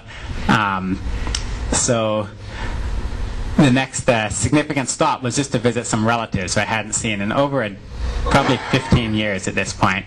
So I'm biking, so now my aunt's met me in her car. She's showing me the way. One thing that she was quite fond of is this shop in a very small town of Scone, Ontario, the Wheel Fast Bicycle Shop. And the guy behind this operation specializes in building bicycle wheels. In fact, he built up the name and reputation of his business as a custom bicycle wheel builder. He's also a bit of an eccentric and an interesting fellow for many reasons. He has in his shop, this is a tool that actually inserts the spokes into a hub and laces. So it automatically, you put the rim between these things here. I have no idea how it operates, but for those of us who've built bike wheels and those in the e-bike scene do it quite often, it's a manual operation that you can't even fathom how it would be automated. And here he was with a machine that did that. He also had a machine that trues the bike wheels. So after you've put the spokes in on the nipples, these sides clamp in, and then the nipples automatically get tightened to exactly the right amount to have the wheel spin true. And then after that, he tweaks them up manually. As I was saying, he's a bit of an eccentric.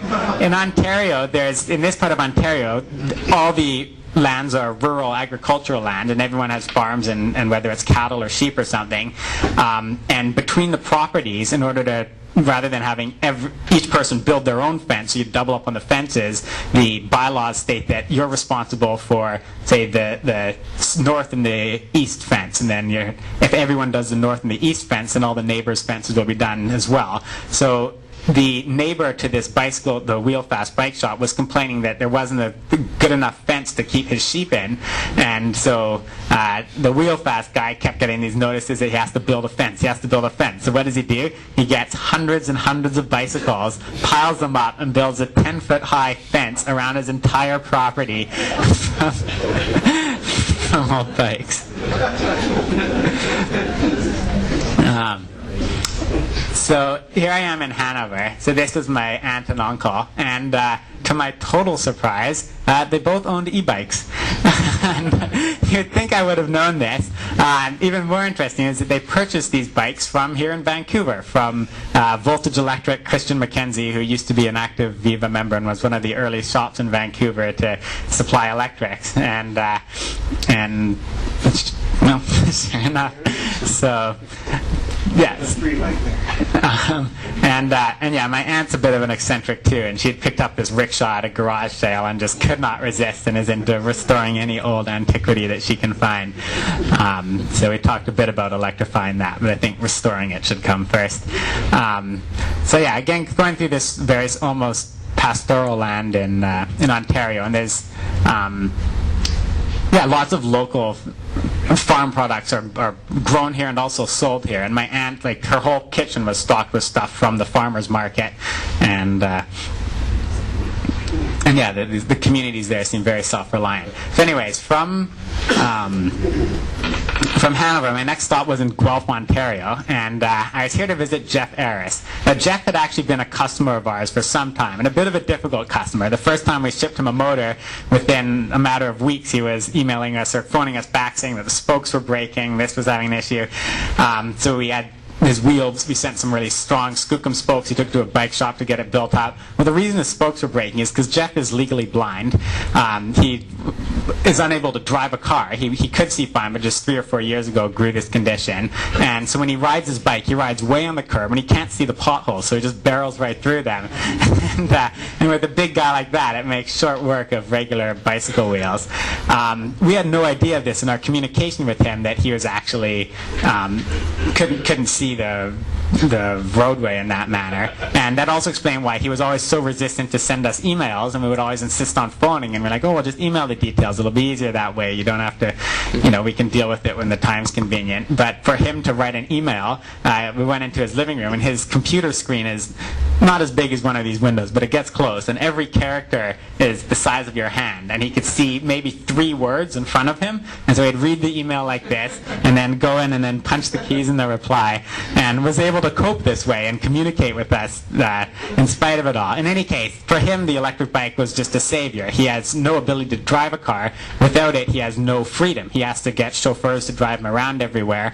This way, he's able to maintain his independence in his house. He can visit his grandma, his relatives who live, 15, 10 kilometers away, and he uses it not just for moving himself. He actually has a trailer. He hauls all kinds of things. In spite of his difficulty in seeing, he used to be a machinist and a fabricator and a metal worker, so he had a huge shop that was full of tools, but that he couldn't really operate in the same capacity anymore. It was really interesting to see how meaningful this technology's been for somebody's life like that. He takes me around. His family actually had built an airport in Guelph, and so I met Grandma and sister. And now I'm on my way to Toronto, but before Toronto's Burlingham. And just as I roll into Burlingham, I have 1 spoke, 2 spoke, 3 spokes break, and my wheel locks up. It locks up the very block where I'm rolling in to meet my next person who I'm visiting. And this is Phil and Allison French. So I actually have to push my bike this last block, and they come out and greet me. And so Allison has multiple sclerosis. And there's actually quite a number of people we've dealt with, of electric bike riders, have physical ailments like that make it difficult to ride a regular bike. So Phil had bought and installed a conversion kit for his wife, and then saw her having so much fun, he built one for himself, and then had taken an interest to the electronics behind these things, and is sort of one of those self-taught tinkerers. He's familiar with electronics and circuit boards, and had taken to being one of those very active do-it-yourself people doing homemade projects related to electric bikes. So here's one example in the back. He'd built his own little battery monitoring circuit. He had custom wiring. He played with microcontrollers, so we had lots of stuff to talk about. And he also runs his bikes off those Canadian Tire Yardworks battery packs.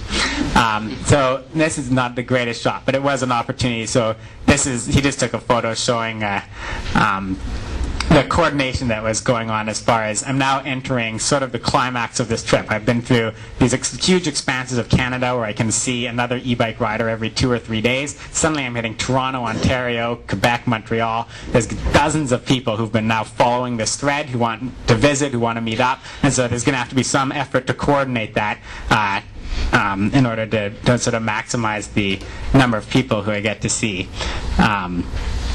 So the first bit of that was getting to Toronto. I ran across some electric bike stores on my way, and it was neat to see the commercial aspect of e-bikes exist there as well.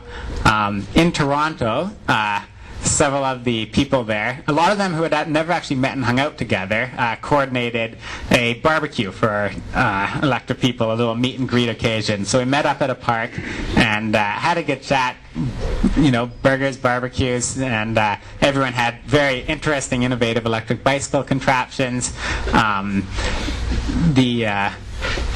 yeah, some more mainstream than others. This Ron McCurdy is somebody who I'd been in contact with for quite a while, and he builds accessible tricycles for old people. And so in this case, you don't have any bar to step over, and the wheel at the front is tiny in diameter, and as a result, he can make using a regular e-bike motor, he can make something go slow but has plenty of thrust to climb up the hills because they've gone to such a small wheel size. And him and his son have been manufacturing these, and they have their business making electric assist trikes for the elderly. So we had a nice group shot. Now, key among the Toronto scene is this enigmatic man, Joshua Goldberg. And this is a face that very few people have actually seen. He's the most prolific poster on the internet. And I unfortunately I don't have it on this version of the video, but I had some screenshots when you do a Google or a search for his name in the Yahoo Groups forum or in the Power Assist forum, it comes up with so many. It says, please refine your search further, like over 10,000 results found. And he's been doing this for over 10 years. He started getting into recumbent bikes and electric bikes in the 80s and 90s even, and himself was a motorcycle rider. He'd had several close family members killed in car accidents, and is just completely turned off the car. And so his motivation behind bikes and electric bikes is one out of just wanting a replacement for the car, having had personal events like that. So this keyboard, he types so much he goes through a keyboard every 3 months, and so I had a great opportunity one morning of actually writing from the very same computer as the famous Joshua Goldberg, and enjoyed that to no end. Now Joshua has also been talking about biking across Canada. In fact, since I first met him, the very first motor I got when I was a student at UBC, before we even started the Electric Bike Club, was through Joshua Goldberg. And since he was the sort of contact, I saw if he had a used motor he could get. And even back then, he was talking about biking with his wife across Canada and moving to BC. And he's been talking about this, and has all kinds of wild ideas about generator sets, solar panels, huge battery banks, even an idea of having the batteries shipped by Greyhound to Greyhound bus depots already pre-charged, so he could just stop in, get his charged battery, ship the uncharged one back somewhere else, and never have to deal with recharging. He wanted to take him and his wife across Canada and move to BC. He's a big guy. His wife is minuscule, but they had a huge amount of gear he'd want to bring, so he had built a tricycle, a recumbent trike, a recumbent tandem trike for 2 people that they're planning to ride across Canada on. And so this is, you can see the size of it. It basically took up his entire living room from one end to the other end. In addition to this massive bike, he was towing a 10-foot trailer that was going to house all of the batteries. If he ever gets off the ground, we'll wait and see. Anyways, I was hoping that my own trip might be a bit of an inspiration or incentive for them to do it, and that could be the case.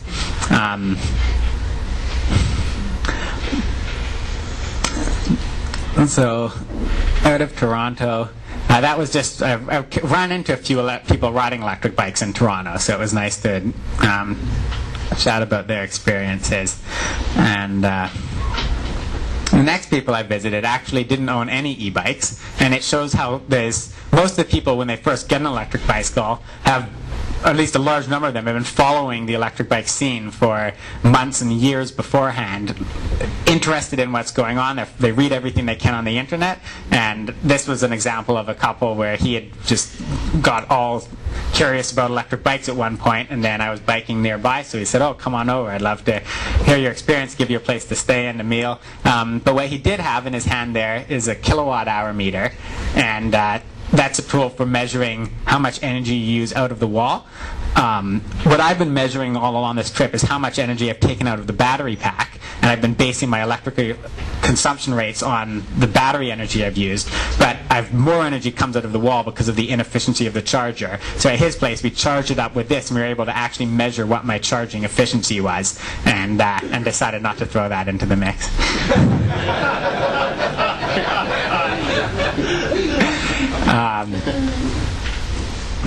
So that was in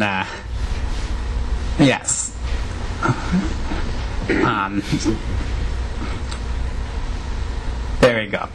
So the next stop was in Bellevue, and Rick Kosiorek doesn't go back as far as Joshua Goldberg, but pretty close. And he's one of those people who grew up always inventing things, building things, and was one of the very early activists and sort of electronic engineers pushing electric bikes in North America, helping people out on the forums, fixing circuits, offering support and troubleshooting, and himself was riding a recumbent electric bike. He had souped up and was riding one day when he hit a pothole. He flipped over, broke his leg, was injured, wound up in the hospital. Came out of the hospital, but then the broken leg actually got infected. He developed gangrene, and then they had to amputate it. So a fairly sad story, but he was completely unstopped in his enthusiasm, his drive to keep on going with experimenting with technology. There's no signs of depression or regret as you might expect from somebody who's had such an unfortunate life circumstance thrown at him. So he went from being fully able to now being wheelchair bound, and he could no longer live in his multi-floor house, so he moved into a low-income housing unit, and he brought with him all of his tools. And this is his living room. His living room includes a drill press milling machine, a metal lathe, power supplies, oscilloscopes, laptops, bandsaws, metal chairs. His kitchen is right here, like the sink is maybe a foot over to the left, and there he was, and he had all these parts, bins of electronics. Nothing was going to stop this guy from doing what he wanted to do. Yep. And so now I'm on my way to Ottawa, and in Ottawa there's another fairly large crowd of electric bike riders because we're another big city, and it's also getting much more miserable than the first half of my trip as far as the weather goes.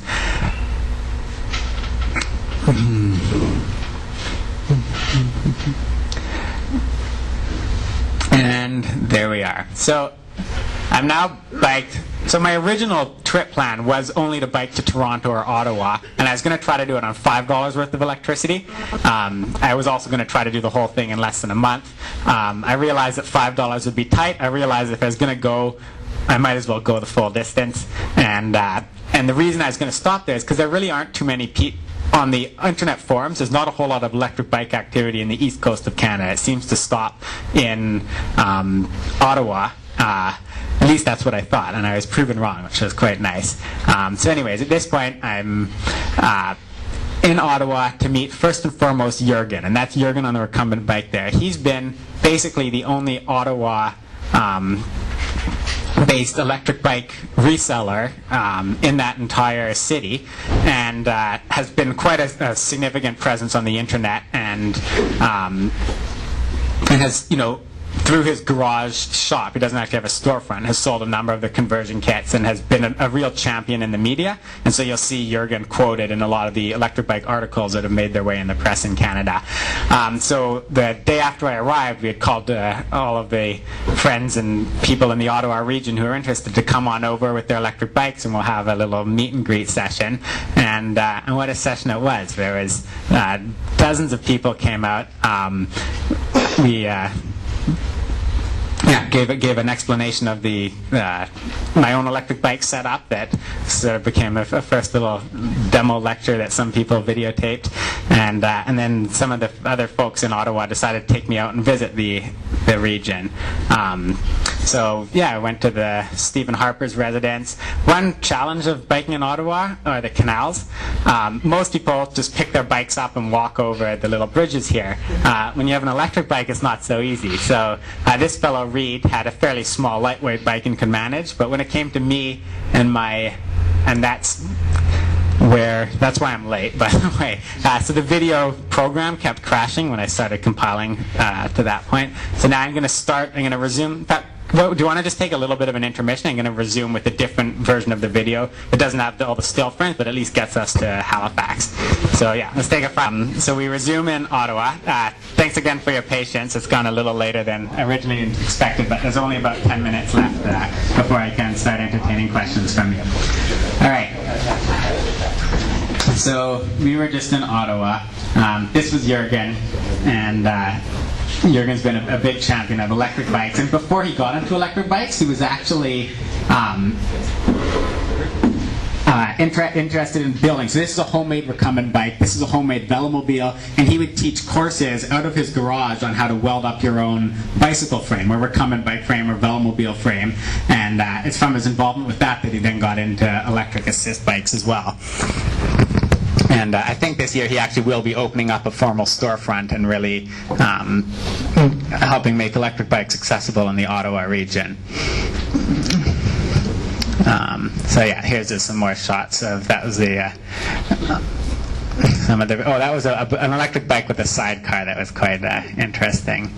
I don't know. This seems a little bit slow, eh? Straight off of memory stick? I am running off a memory card. That's probably a problem. Easier to see these ones. Yeah. I'm just wondering if it's if the timeline, if it's moving at the same speed and just skipping images. And that's probably okay. Then in that case, does somebody want to take the microphone for a minute while I copy this to my hard drive?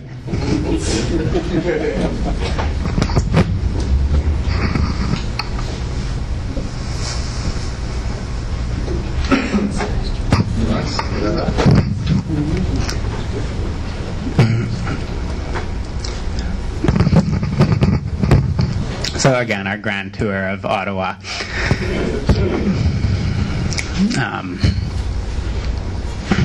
There was, now you briefly saw there's a meeting of EVCO, which is the Electric Vehicle Council of Ottawa, and they had a month, or actually I think it was a weekly meeting at some Thai place, and there's some very creative bicycle contraptions that were brought out to that. So now I'm biking my way to Montreal, and I wanted to get to Montreal in one day, and I got halfway when it got dark, and that didn't stop me. Along the way, this was a fellow who had just emailed. He had built his first chopper electric bicycle. They had me in for some wine, and I didn't get very far into Montreal on the main freeway before the police escorted me off the freeway and directed me along there. So I should have paused it there, but those were two friends of mine who were actually at the same program at UBC the year before, and he had actually biked across Canada when we were housemates, so it was fun to hear his stories. And I was really lucky. I left, it was the wettest summer that Ontario had ever experienced. I was late leaving, so I didn't get to Ontario until the wettest summer ever had come to an end, and it was pretty good weather. And for some reason there were no bugs either, and he had just disastrous tales of mosquito infestations and grasshoppers that were smacking his face and all over his he basically had to have a windscreen in front of his bicycle, and I think in the end I had it pretty easy. So leaving Montreal, I'm now in Quebec and having an opportunity to practice my fairly rough French. I was getting hungry at one point, so I see the famous Tim Hortons, swing my way in, and I park my bike outside. I sit in and order a donut, and I started attracting the attention of one of these, actually the guy with the black, this guy here, comes over and just asks me what's going on. And I tell him a little bit in the French as best I can about what I'm doing on my bike, and then he's pretty curious and amused about what this Anglophone's doing in this tiny town of La Valletrie in Quebec that rarely gets any tourists to speak of. So he starts phoning his friends, who phone their friends, and within a matter of minutes, the entire youth population had congregated at the Tim Hortons to see this funny Anglophone foreigner on a crazy bicycle. And even the staff at the Tim Hortons came out and participated. It was fun, and it was interesting hearing their tales. This was the year of the massive oil boom, oil price in the summer, and he had actually traveled out west to Calgary in order to work on the booming economy there, and hearing his French tales of Western Canadians and their inability to dance or pick up women, and I had a lot to say. So Say boo.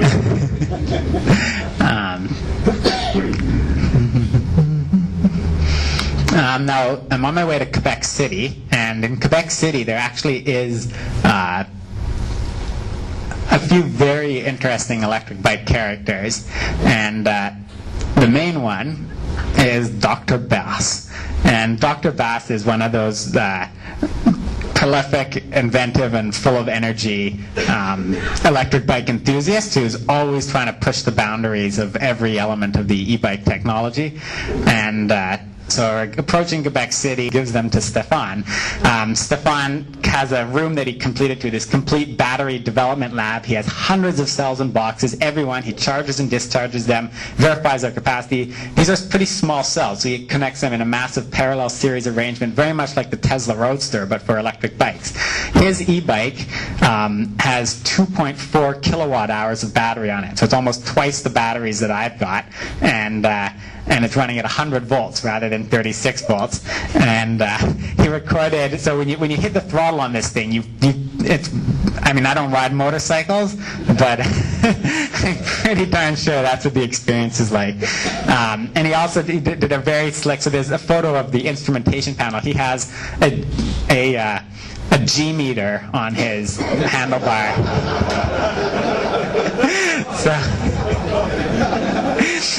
In addition to 2 temperature probes, amp hour meters, voltmeters, he has a GPS unit. The whole thing looks like a cockpit on the front of his bike. So I was really excited to meet this fellow. He took me around, the nice paths of Quebec. There's the wonderful St. Lawrence. We ride up. We also meet up with let's see if I can, if I could go back to one of those other screens, but this is Stefan, this is his bicycle, so he's got the motor on the rear, and you can't see, but all the batteries and electronics are on the in front of this seat there. Just before that, you saw a photo of my battery. I had a lithium iron phosphate battery that was a prototype battery we'd gotten from a manufacturer, and at this point, I was only getting, 70% of the range I was getting when I left on my trip, and I suspected it was mostly that battery.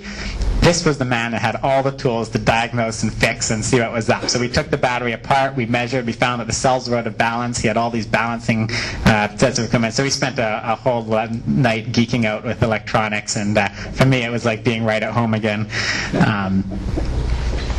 So I spent a couple days in Quebec City, and then Stefan had gone to school, to one of the polytechnic schools at a town called La Pocatière that was about 120, 140 kilometers north of Quebec, and he'd always wanted to return there and meet his old professors and show them what he's been up to with this electric bike. So this, for him, was a perfect opportunity to go visit and go visit his early schooling. So we bike along together. So this is the first time I actually ride with someone over a prolonged length of time. We spend an entire day riding up. That was a cheese place, eating cheese curds.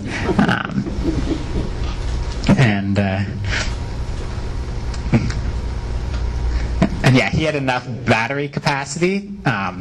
He wasn't sure because he has such a more powerful setup than me. And so I'll pause right here. So this was that we stayed at one of the dorm rooms at this school. It was amusing.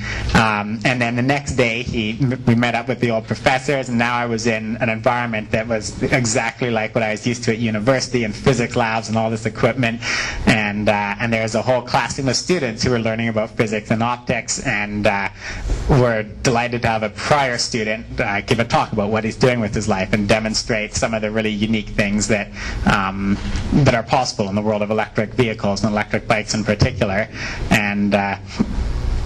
So we had pretty much all the students in the school gathered around for this talk of Stefan showing off his bike. Afterwards, he went out in the parking lot, and everyone got to try it around, and the professors were grinning beyond belief. And it stirs up so much enthusiasm and interest for students when they just see some real practical applications of the skills that they're learning. And that's something that I could relate to really well as well, because I've done talks at UBC with some of my former professors there. And electric bikes are a great educational tool, because the students, whether they're in high school and university, can really relate to it. So after that, he returns south. I keep on going.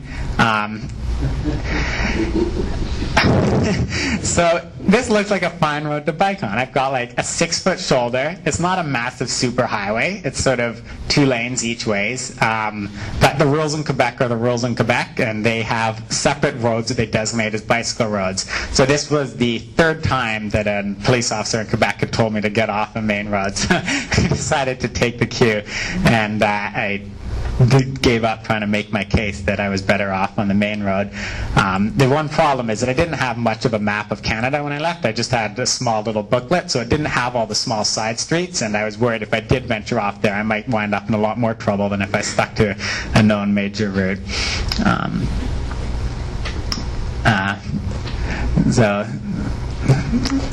So these are all the side country roads as I detour my way. Those are no bicycle signs. And,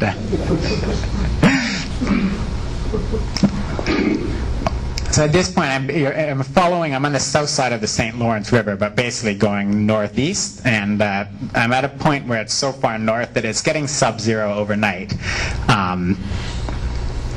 So I'm I'm in New Brunswick now. Okay, one amusing thing is that from the moment I got into Northern Ontario, all I ever heard was moose warnings. Everyone's like, oh, watch out for the moose. Oh, you better not hit a moose. Like, be careful of moose. And every single road was plastered in a caution moose signs, danger moose signs, some of them amusing, some of them threatening. And I didn't see a single moose. And I was going to be damned if I made it all the way across Canada without seeing one moose. And so here I was. I'd left Quebec. I was in my last province to have this opportunity in New Brunswick, and then standing right up high, fairly stoically on a cliff, was this moose watching over. So that pleased me. So the first thing I did when I got to New Brunswick was ask at the tourist info booth if there were any roads bicycles were not allowed on, and she said no, New Brunswick is bicycle friendly. I can vouch for New Brunswick being the most bicycle friendly province to tour in. They have superbly wide shoulders. The roads, all the highways have all recently been paved, so there's no potholes or cracks. But the best thing, and you don't see it here, but on the sides of the roads, they have one-way fences that keep all the wildlife from getting killed on the road and winding up as roadkill that you have to bike around. And instead they have underpasses and overpasses for the animals to get across the highway on. And there's no photos of it, but all along the way, you're just seeing roadkill everywhere. And in a car, you just overlook that. You might see a lump on the side of the road. When you're biking, it's up close and personal. It's blood. It's brains on the roads. It's like, yeah. So New Brunswick had none of that. It was a wonderful province. It was nice weather and surprisingly beautiful too. So there's only one person in New Brunswick I was aware of who was into electric bikes, and his name is, there's my little teddy bear, and you'll watch. This is the bravest he's been in front of the camera, and down he goes.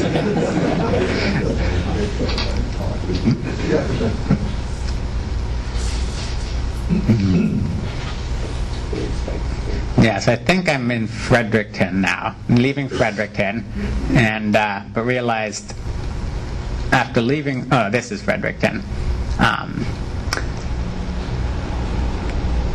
that I was quite hungry. I went into some, what's it called, Jungle Gyms, had the biggest pile of dessert crepes imaginable, and then when I get out, there's the 3 chefs just standing around my bicycle, and these guys had never heard of an electric bike at all, and but were really stoked about what it was, and when they saw me head off like I'm riding a motorcycle, they were hooting and hollering, and they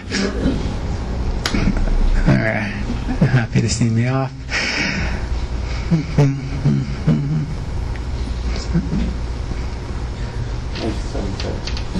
Yeah. So we're getting very, very close now.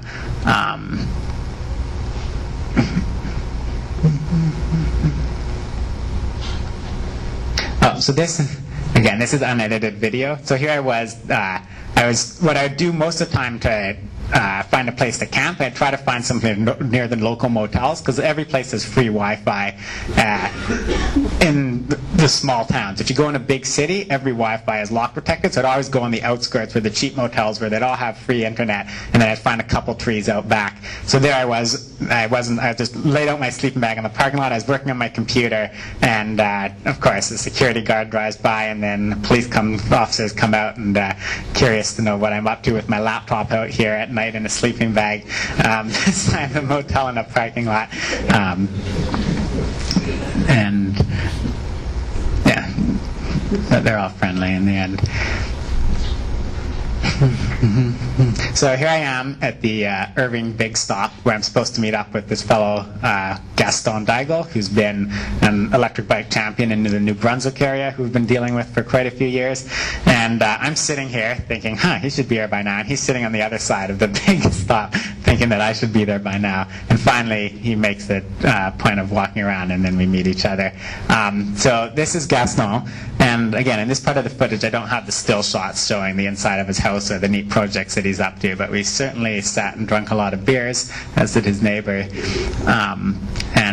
Anyways, that was the inside of his place. So Gaston is an interesting story. He was diagnosed with a condition that would make him go blind down the road. So ever since he was a kid, he was expecting to lose his sight, and as a result, he never bothered to get his driver's license, knowing that it would be futile to go through that process only to lose your sight and not be able to drive again. So he was biking and then was into electric biking because he's never had his license, and then only recently found out that, heck, he's not going to go blind.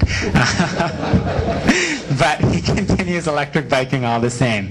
And so he's one of those people that does it half business, half for fun, and really likes being on the cutting edge, buying the newest batteries. This was kind of fun. There's always that demonstration in elementary school. You have the sun as being like a basketball, and then the planets a pea, and then you space them out on the baseball field at the relative distance to get a scope of the size of objects within our universe. And I'm biking along, and I start seeing Sun, Earth, Mercury, Venus, and I look up, and on there is a tiny little dot the size of Earth.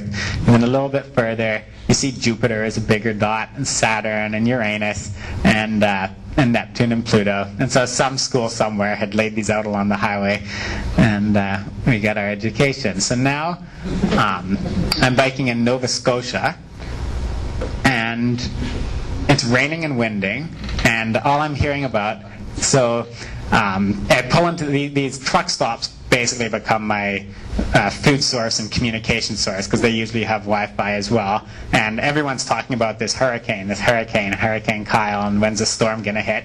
And so when I was biking there, just feeling these winds, like, oh wow, so that's what it's like catching the very end of a hurricane. So in one of these stops, I explained what I was doing, and the lady's like, oh, you don't want to sleep outside here. Oh, but there's this little community center that nobody's at just across the street down the way, and there's this, veranda area, and you can pitch your hammock inside there. And so sure enough, I followed her advice. I had nice shelter. And at this point, I thought I had gone through the storm. And so I'm biking. I'm now on my way to Halifax, and it's getting windy.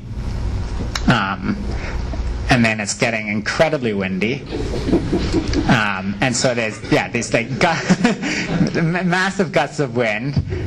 There's another police car, and then all of a sudden, just as it's getting dark, it's just like slammed right in the face with like pounding headwind. Then it would hit you from behind, and I sometimes accelerate so fast, like the bike would hit about 50 kilometers an hour, regardless of me really pedaling or not, that it was regenerating by itself, and then the wind would switch directions and blow sideways, and then the rain started being compounded to the picture, and then I knew I was in for it. And now I'm really in the middle of nowhere. I'm maybe 30 kilometers from Halifax, and I'm facing the most brute force weather that this part of the land really experiences. And it's hard, the video doesn't do it any justice at all, but I'm basically kind of cowering behind my handlebars. I'm getting blown on and off the shoulder. The cars are driving super duper slowly, and they've got their windshield wipers, and a few times a police officer would pull over and ask if I was all right and knew what I was up to and how stupid I was. I'm like, yeah, I know, it's pretty crazy.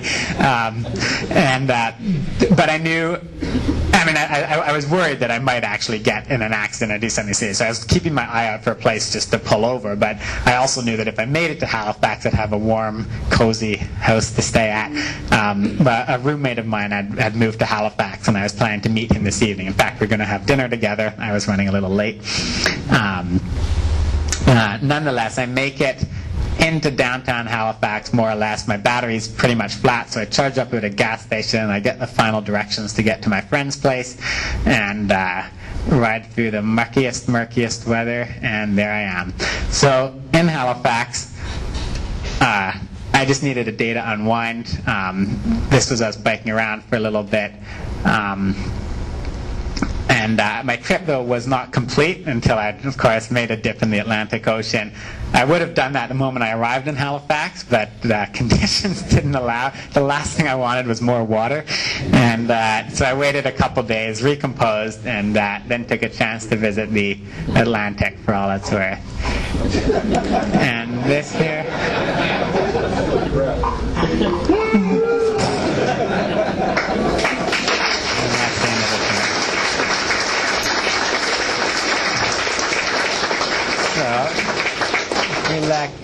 I'm just yeah, I'll just play it right to the end. So I think I summarized the final. There we go. So 7,000 kilometers. I was on my bike for 213 hours, but it spanned over basically 2 months. And of course, the punchline, which I don't think is a surprise to anyone, I pulled it off with $8.57 of electricity, and thus met the original goal. So that summarizes the trip, and the floor is open for questions. Thank you all for listening.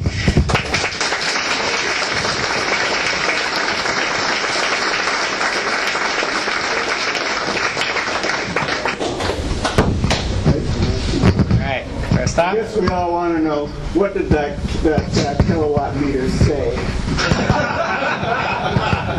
Okay, it wasn't that bad. My battery was 1,400 watt hours, and the kilowatt meter showed 1,700. But if I factored that in, I would have been like $11.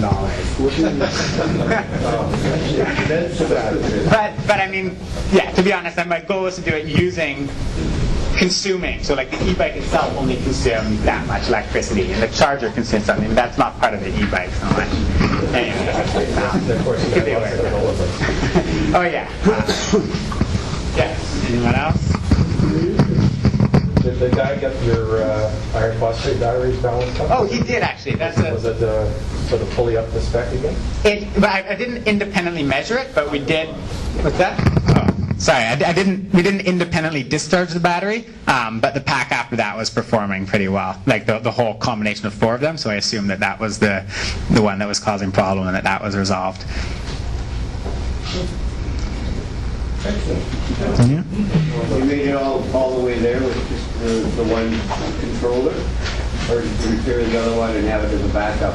So I did not have a backup controller, and so I was on a tight wire the whole while. And I'm putting a lot of faith in that device, and I delivered. What can I say? Thank you. Whatever happened to that expensive rear wheel?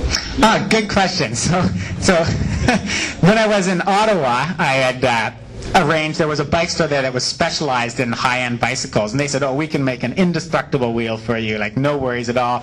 We'll be able to order the parts this day, they'll come in here, and then it'll arrive. And I'm like, oh, but I'll be leaving Ottawa the day before that. Is there any chance you could ship it to me in Quebec? And they're like, oh, no problem whatsoever. Unfortunately, their parts arrived a day late. Canada Post was a day late. I left Quebec the day before the wheel got to Quebec, and there was a $300 bicycle wheel from an Ottawa store that was waiting for me in Quebec. And I have it at home. It got shipped back to me, and I haven't used it for anything. But if anyone has a need for an indestructible rear wheel, apparently. Did you ride back? Oh, I took the train back. But originally I didn't know what my return plan was going to be. I couldn't really bring the bike on an airplane. Lithium batteries are difficult to fly with. This bike doesn't fit in a bicycle box, and it would also very much go against the grain of trying to do this trip highlighting energy efficiency. And even then, fitting this bike on the train was a bit of an adventure. I used up all the 3-bag luggage allowance for it. And does the train have Wi-Fi? Surprisingly, it did, right up until Toronto, and then after that, it was old school. So which used more power, the bicycle or the laptop? So at first I actually had, we'd actually made a circuit that powered my laptop from the e-bike battery. And so that factored into the equation a little bit, because I was running, I had my laptop on and I was logging my consumption, and I was going to do a thing where I could graph my power usage every second of the way.